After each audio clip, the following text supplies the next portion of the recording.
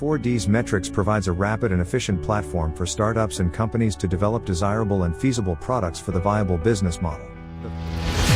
With the 4Ds Metrics approach and tools, define to understand the customer's needs and find possible solutions while considering the entire solution space. Design a detailed design of the proposed solution and shape the products or services' desirability and feasibility.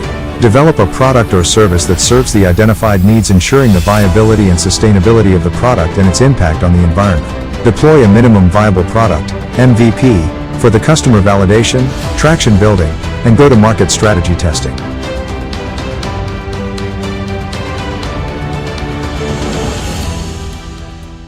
Welcome back. So today we are doing design, and design is also made of three parts, just like define, and we're going to be covering these three parts in 3 sessions. Today we're going to start with the competitive analysis, revenue model design, and service experience cycle. So that sounds a little bit bigger than previous session because we're starting to get into the meat of the training. So basically, as an entrepreneur or somebody who will be helping an entrepreneur, this is where you're analyzing the competition you're in. So basically, you're sitting down and saying, I am presenting a business idea to the community. What am I bringing them? Am I the only person who's trying to solve this problem? How am I solving it? If I'm not the only person, who else is trying to solve this problem and how are they solving it? So it's very important for you to know your competition, because as a business person, as an entrepreneur, if you do not know your business, you will not know what hits you and you will get out of the market. Like we said before, if your product is good enough but it cannot stand the competition out there, you're going to fail as an entrepreneur. So analyzing your competition, it helps you to know what is out there in the market and what's different that you're bringing, like what's different from you and the competition. You learn what the competitors are doing right or wrong, because what they're doing wrong is their weakness, and that's an opportunity for you to leverage in that space and create innovation. You learn what the customers are saying about your competition. You learn what they're complaining about. Basically, if you are trying to bring, let's say an example, you're bringing a water bottle. In the past, we've used that example. And this water bottle doesn't have a handle. Every other competitor has brought a very good, well-designed, very colorful water bottle. But people are saying, because I can't have a way to handle it, sometimes it slips from my hand and it falls down, then it breaks, or I can't figure out how to carry it when I'm carrying other things. So you know what the customers are complaining when you analyze your competition. It also provides you a benchmark so that you can measure your own growth. Basically, you've come into a market that is already tapped in by other entrepreneurs, and the way you grow on the market is very key. Now, but how do you do the competitive analysis? Obviously, as a person who knows their product, you have to know who else is trying to solve a problem, what are they using to solve a problem, how are they running their businesses, so what's their sales, what's their results, what's their price, what's the advantage they're giving to people, how do they market to their customers, how do they keep their relationships. So you have to do a bit of deep research in terms of who your competitors are, and then after knowing all this, you do a SWOT analysis. Look at what are their strengths, what are their weaknesses, what are their opportunities, what are their threats. This gives you an idea of what you're going to be facing as an entrepreneur coming into the same space, but it also gives you an idea of what to innovate on as a person who's trying to be their competitor. Now, after doing the competitive analysis, you go to your revenue model design. So a revenue model is a framework through which an entrepreneur makes money. So it's a model in how you get the revenue. So you need to know what are going to be your sources of income as an entrepreneur. Maybe you're saying, isn't the source of income my product? It's not always the case that your product is the one that makes you money on it. For example, you could be doing a product that people use and somebody else pays for it. So that product does not get you money from the end users. So basically, in this case, learn about what revenue sources that you have. I would say that for you to actually analyze the revenue model, you have to think about these 5 key aspects. These ones I'm just going to put them out there. Take a bit of notes, it will help you. So in your revenue model, you're looking at who pays. First of all, the first thing you look at your revenue model is who pays. It's not always the client. It could be somebody else. For example, if you have a product that is an application, and that application is being used by end users. They downloaded it using their data, but they do not pay money to download the application. But because of the agreement you have with the users of the application, somebody else buys the data. So the client using the application is not the one that is using that is paying you. So who pays? In this case, it could be somebody advertising on your platform. It could be partners. For example, if you're creating something, let's say in the NGO world, usually sponsors could pay for a product. So they pay this entrepreneur so that the end users can use the product.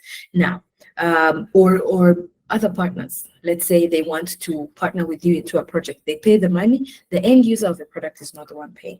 The second question would be, what is paid? What do they pay you? Maybe they pay you in kind. They pay you other services, or they pay you money. Usually it's the most used mode of payment.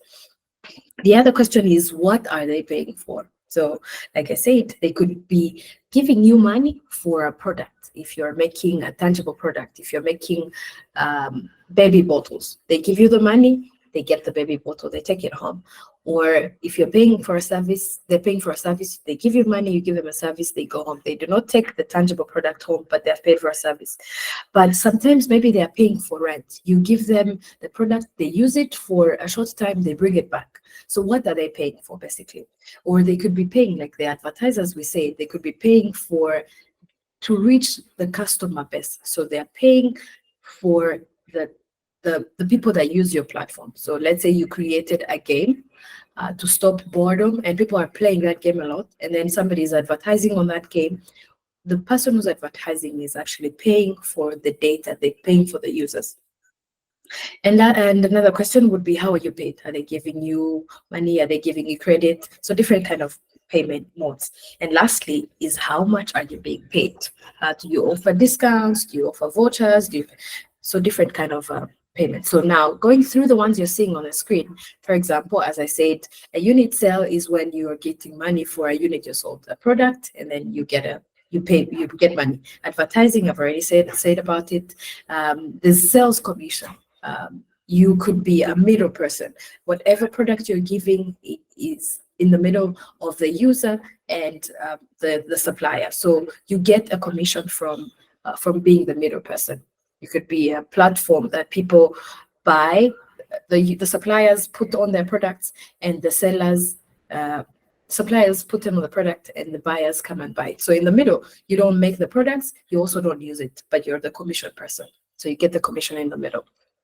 Data, like I said, companies, especially social media, they sell data because people they prefer downloading applications where they don't pay, especially because they haven't used it, so they want to experience it for free. And in this case, the data of the people coming to use, according to the agreement and privacy requirements in whatever country you're operating in, you sell that data to other companies that could be using it for specific products or designing other products for these users that you have.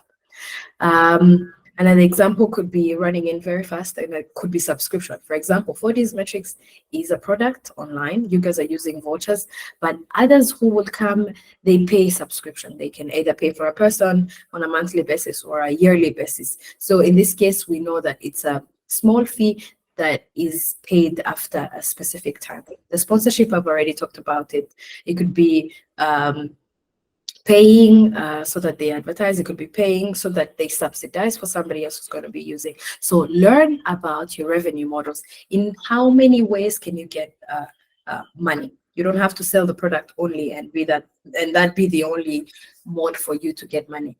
But as an entrepreneur who's starting, you're advised to start with the fewer revenue generating models, and you add them on and on as you go on. You can't want to start with subscription, advertisement, data, commission, like all these things, you will fail to manage those revenue models and hence failing of a business. So you start with few by time and you increase them as you get better. Now, this is just a small reminder of what's the difference between a good and a service. Goods are tangible, services are not. Goods transfer ownership. Like if I'm selling a product, a tangible product, my client will pay and I will give them my book. They will take the book home, I will stay with the money. A service, if I'm providing therapy, I'll just give therapy, you pay for the money, and then you go home. You won't take my therapy skills with you. So I will give you a service and you won't take it home. Returning to a vendor, a good can be returned if you can go and test it and bring it back and decide to buy or not, or if you find it expired, if you don't like it, or if it doesn't fit, if it's a cloth, something like that. But a service can be returned. Goods can be stored for future use or multi-purpose use in the future, but services, you consume it and it's there. And for goods, there's a time difference between the time of production and the time of consumption, which whereas a service is produced in the time of consumption. Now, for the final part of this segment today is the customer journey. Now, so there's an experience cycle where a customer goes through to use your product, right? So they engage with information about your product. They come and they test the product, they buy the product, they use it, and then they advocate. They could advocate in a positive way, or they could start spreading a negative review of your products. So engaging, these are stages of the customer experience cycle. They are experiencing the service or the good that you're giving. So they engage with the information through either advertising channels that you're using, and then they will come and test your product. For example, they will come into your supermarket or your shop and they will say, oh, so you make chairs? Yes. They will say, oh, I like this color, I don't like this color. They will sit on the chair to feel how comfortable the chair is. And if it's a chair to be used in the office, they will bring it up and down. They're testing the product. And they'll be like, okay, I like this product. They pay you on different models that you use. We're going through that. And then they take the product. They take it to their office or to their home, whatever product they've bought, and they will use it.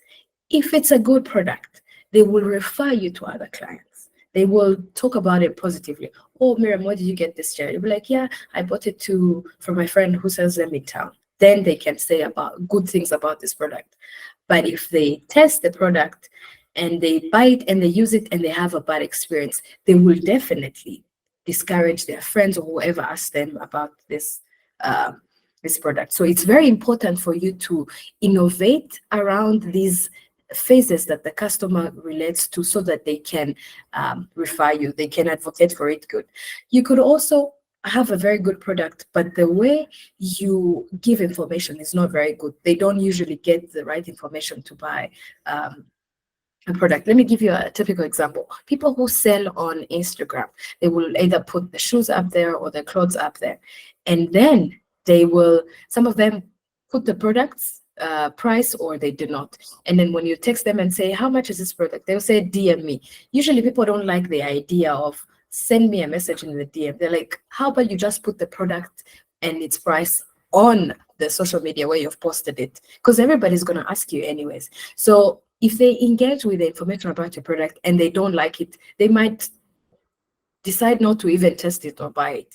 Or if they buy it and you take forever to give them change, or you have a long procedure, you say, for every product you buy here, go and pay at the bank and bring a receipt. Some people don't like to go at the bank and line up to pay for a product or a service. So they might not decide to buy a product because you've discouraged them. Why should I go to the bank and line up to pay for a product? So you have to innovate around these stages of the service experience cycle for the customer to make it easier for them, to make it enjoyable for them, to make it a good experience so that they can buy the product and advocate for it. But for every client you get, if they get satisfied, chances are you get another referral.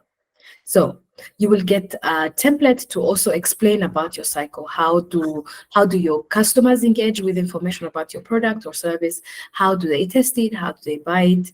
How do they use it? And chances are, what do they advocate for?